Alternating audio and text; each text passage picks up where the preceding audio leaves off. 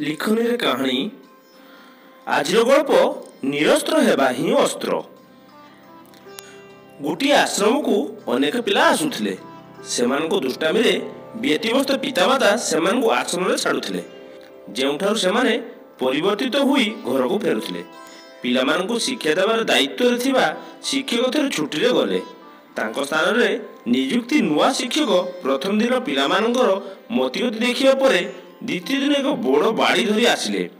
पिलामाने बाड़ी देखि भय पाइगले, किंतु किछि दिन परे पुणी सेमानको प्रबल दुष्टामी बाहरिला। शिक्षक जनक सेमानकु पिटापिटी भी गले, किंतु पिलामाने सुधरिबा तो दूरर कथा दिनकु दिन नुआ नुआ दुष्टामी करियाकु लागिले। शिक्षक जनक हताश होई उठिले।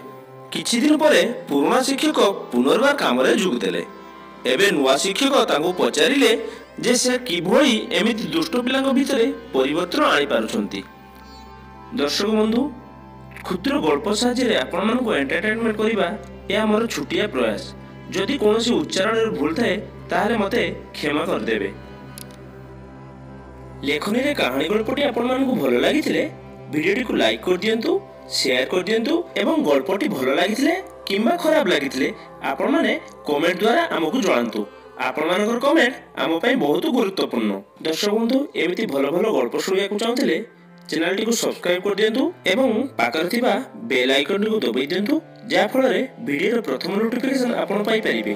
दर्शक बंधु, पुणी आउथरे देखाबो लेखनी रो कहानी रे आ गुटे अध्याय। से पर्यंत रहूची, नमस्कार।